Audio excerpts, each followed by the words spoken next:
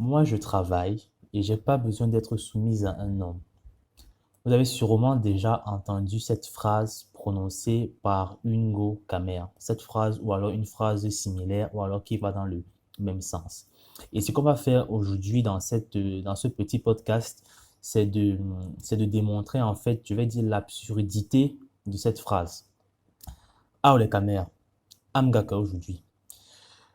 On va donc parler au dé de soumission, soumission de la femme, soumission de la go camère vis-à-vis de son mari. Comme je l'ai dit, c'est un sujet qui revient de temps en temps dans nos sociétés, on va dire contemporaines, et il fâche certaines filles. En fait, certaines filles ne sont pas trop d'accord avec le fait d'être soumises à un homme. Elles ont leurs raisons qui sont, on va dire, pour elles justifiées. Et c'est un peu de ça qu'on va discuter aujourd'hui. Bon, premièrement, déjà, ces filles qui sont, on va dire, anti-soumission, la plupart sont déjà en bain, parce que c'est plus en bain que j'ai remarqué ce débat en fait de soumise ou pas soumise. Au pays, les go ne sont pas trop dans ça. En tout cas, j'ai pas ressenti ça chez les go du pays. Elles sont plus normales, soumission, ouais, pourquoi pas. C'est plus en bain où il y a vraiment une sorte de riposte vis-à-vis de la soumission de la femme euh, pour son mari. Et il y a aussi un autre type de go, là, que tu sois en bain ou pas, c'est souvent un discours qu'elles ont. Ce sont les go qui sont un peu bobos, les filles qui sont un peu aisées financièrement.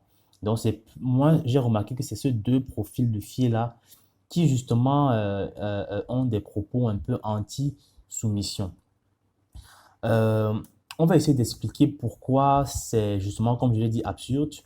Et avant cela, on va d'abord faire un petit histoire rapide de la soumission dans notre société traditionnelle, on va dire. Ce que je vais dire, beaucoup de gens le savent déjà, mais bon, il faut quand même qu'on recontextualise un peu pour la vidéo. En fait, la soumission vient d'où? La soumission vient du fait que dans nos sociétés traditionnelles, les hommes étaient ceux qui avaient plus de capacités, on va dire entre parenthèses physiques, pour s'accaparer des ressources. Donc les hommes en étant plus aptes à la chasse des ressources, on va dire comme ça, c'est les hommes qui allaient à la chasse, c'est les hommes qui allaient à la guerre, c'est les hommes qui allaient en territoire voisin, qui allaient à l'extérieur. Du coup, c'était eux qui avaient plus de chances de trouver des ressources, tandis que les femmes, elles, étaient plus foyer. En plus de cela, il faut voir que quand une femme est enceinte, elle va difficilement pouvoir se battre toute seule pour avoir sa ressource. De même, quand elle accouche, durant les premières années de l'enfant, bah, elle doit vraiment dédier énormément de temps à s'occuper de son enfant. Et pendant tout ce temps-là, bah, il faut bien qu'elle ait un homme qui va justement lui procurer des ressources.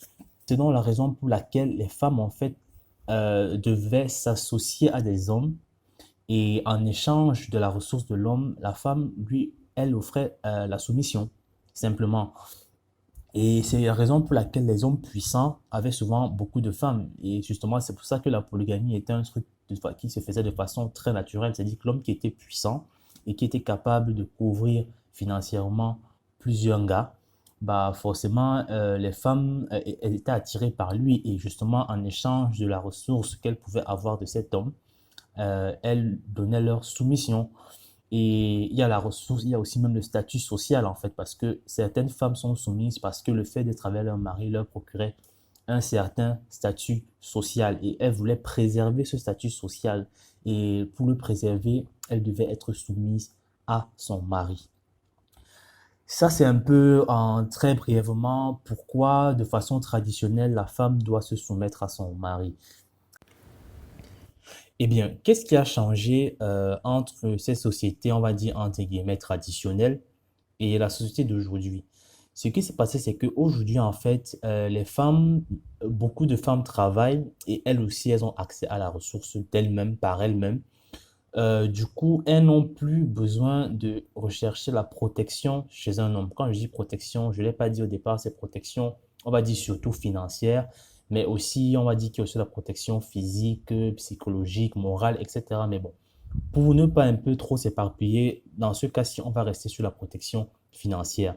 Donc, les gars n'ont plus besoin de protection financière, elles n'ont plus besoin d'avoir ça par les garçons, elles peuvent l'avoir elles-mêmes.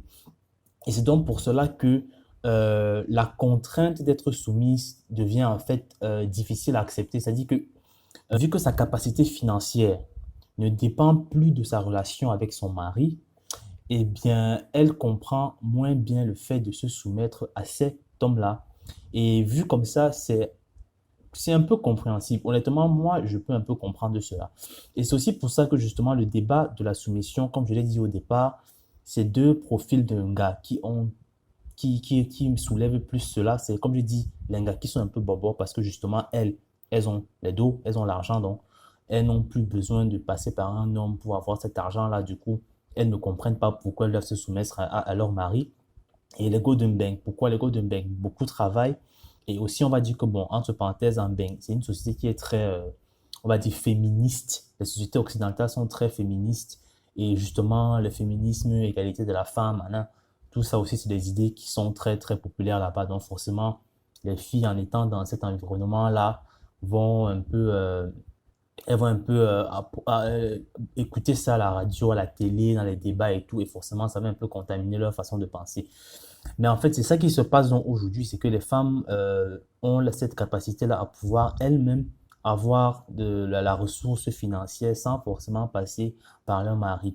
Et aussi, en parallèle, c'est lié. Les hommes aussi sont de moins en moins capables de pouvoir gérer financièrement et entièrement une femme, une famille, etc., etc. C'est pour ça que la soumission, en fait, c'est quelque chose qui aujourd'hui peut devenir, on va dire, le débat peut être soulevé.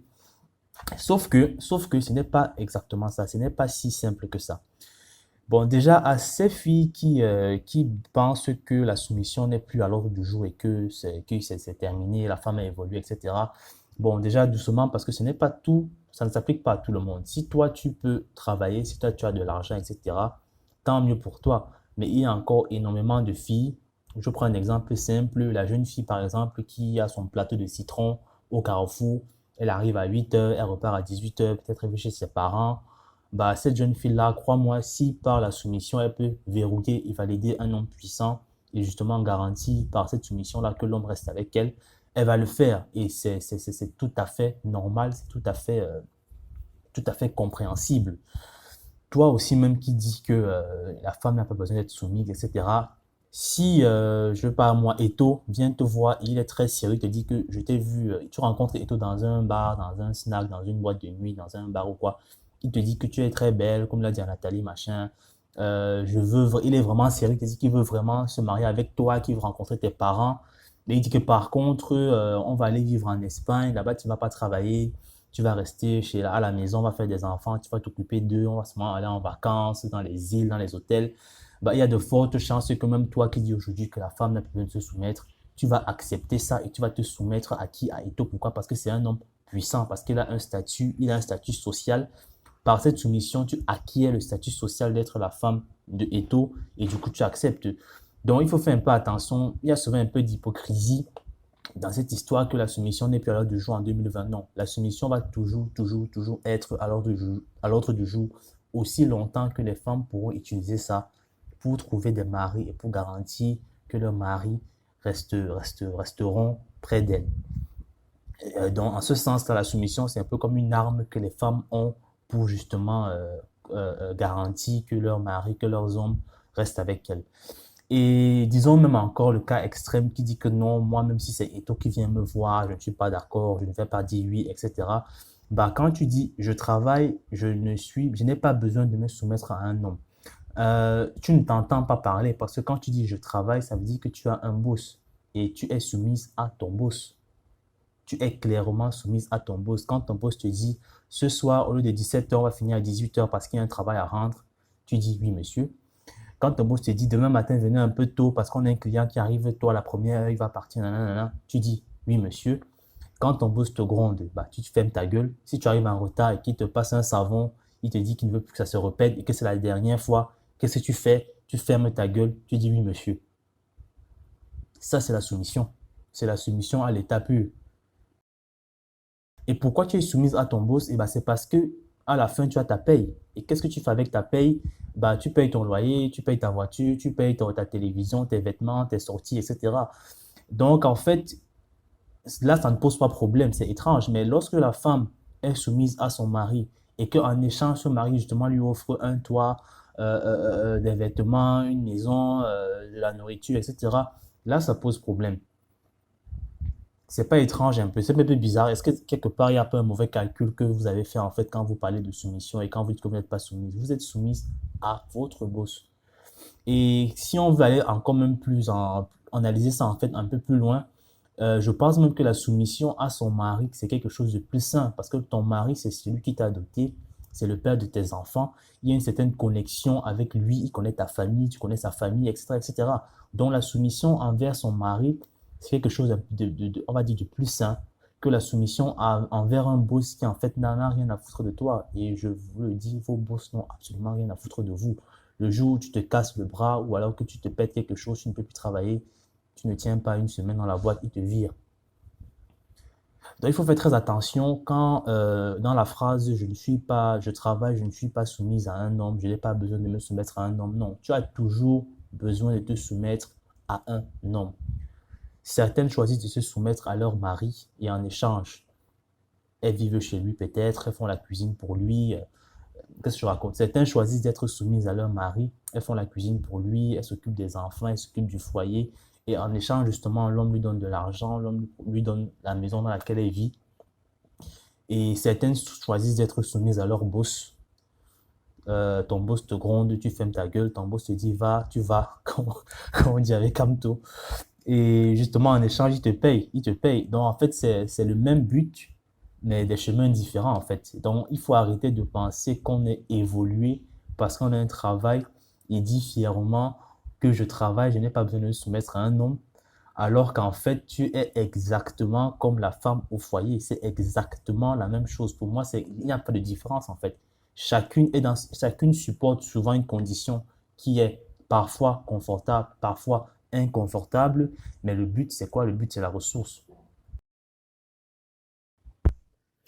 Donc, c'était en fait ça ma petite réflexion du jour. Attention à ces filles-là, de ne pas être, on va dire, des perroquets des médias ou alors de ne pas activement tirer des conclusions sur leur situation. Essayez parfois de prendre du recul et d'observer un peu de loin, d'observer l'ensemble. En anglais, on dit get the bigger picture. Essayez un peu de voir l'ensemble avant d'être sûr que vous êtes plus évolué que certaines personnes ou alors que votre situation est forcément meilleure. Ayez même ne serait-ce qu'un peu d'humilité vis-à-vis de ces autres femmes qui sont femmes comme vous, mais qui sont femmes au foyer, par exemple. Bon, entre parenthèses aussi, c'est vrai que dans mon explication, j'ai pris un peu les extrêmes. J'ai essayé de prendre en fait la femme vraiment qui est au foyer, qui s'occupe de la maison, des enfants et tout, pour représenter la soumise. Et j'ai vraiment pris la femme working girl, corporate, celle qui est dans les grands immeubles, ascenseurs, et qui se dit qu'elle n'est pas soumise, en fait. Mais c'est vrai que ça peut être un peu plus complexe que lorsque tu as une femme qui est mariée, elle travaille, son mari travaille, il mélange les revenus. On va pas rentrer dans les cas un peu plus subtils. J'ai essayé de prendre les extrêmes pour en fait démontrer que c'est deux extrêmes, mais au final, on se rend compte que le but est le même, sauf que les chemins sont différents. Donc, les filles, ayez un peu d'humilité vis-à-vis de ces filles-là qui sont femmes au foyer, vis-à-vis de vos grands-mères, arrière-grand-mères qui étaient femmes au foyer, et arrêtez de penser que vous êtes plus évolué ou alors que vous êtes plus maligne, plus intelligente qu'elles, alors qu'en fait, pour moi, vous vous faites avoir plus qu'elle. Parce que, comme je le redis, et je vais dire, je veux conclure par ça, la femme au foyer, elle, au moins, elle est soumise à son mari, qui va avoir un minimum de considération pour elle, parce que c'est elle qui s'occupe de ses enfants à lui aussi. C'est elle qui l'a doté, c'est elle qui l'a présenté à sa famille. Bah, par contre, toi, tu es soumise à ton boss et ton boss n'en a rien à foutre de toi.